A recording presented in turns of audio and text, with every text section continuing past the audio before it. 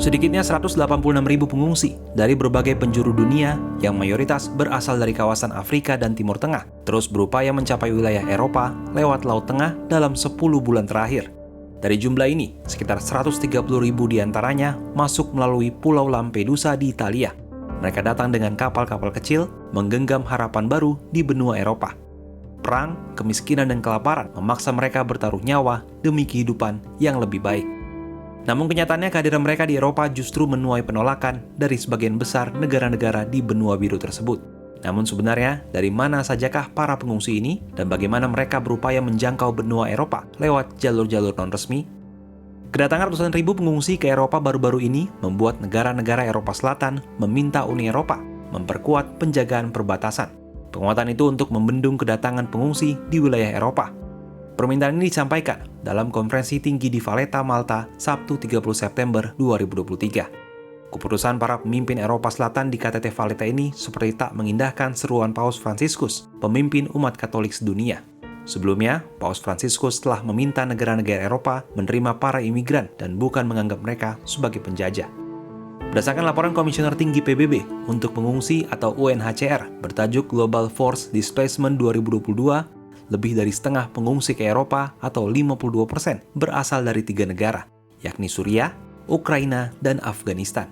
Diikuti oleh Venezuela, Sudan Selatan, Myanmar, Republik Kongo, Sudan, Somalia, dan Afrika Tengah. Konflik bersenjata yang terjadi di negara-negara tersebut menjadi salah satu alasan banyaknya warga yang terpaksa mengungsi hingga ke luar negeri. Di Suriah misalnya, konflik sejak 2011 saat rezim Bashar al-Assad ditambah kehadiran kelompok ISIS memperburuk situasi di negara itu. Sejak itu pula, jutaan orang mengungsi dari Suriah.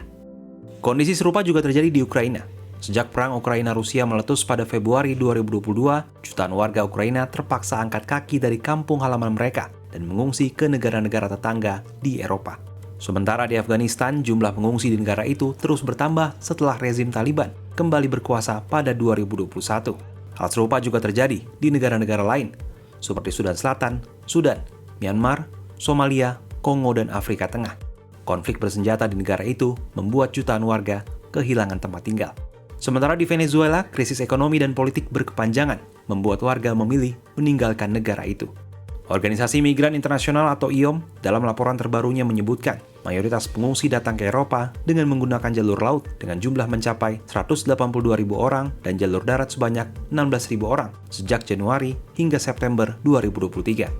Salah satu jalur yang paling sering digunakan oleh para pengungsi ialah melewati Laut Tengah. Biasanya para pengungsi berangkat dari wilayah Tunisia dan Libya melewati Laut Tengah untuk menuju ke Eropa, di antaranya Pulau Lampedusa, Malta, dan Italia. Namun jalur ini merupakan yang paling berbahaya. Terbaru IOM melaporkan sedikitnya 2.500 orang tewas dalam upaya menuju ke Eropa lewat jalur ini. Sementara bila menggunakan jalur darat, pengungsi berangkat dari kota Damaskus, Suriah, menuju ke Turki, Yunani, hingga ke Jerman dan Prancis.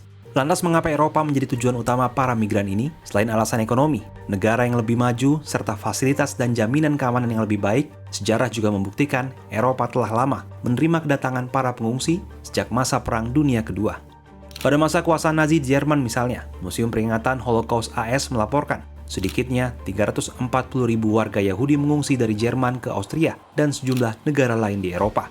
Ketika Perang Yugoslavia meletus pada 1991, sebanyak 1,1 juta warga Bosnia dan Herzegovina kehilangan tempat tinggal, sedangkan ratusan ribu lainnya mengungsi. Kala itu Jerman menampung 345.000 pengungsi, sedangkan Austria menampung 80.000 pengungsi. Negara lain seperti Inggris, Swedia, Swiss, Belanda, Denmark, dan Prancis menampung 10.000 hingga 60.000 pengungsi. Beberapa tahun terakhir sejarah seakan terulang. Nurani negara-negara Eropa tengah ditantang saat ratusan ribu pengungsi mengetuk pintu rumah mereka.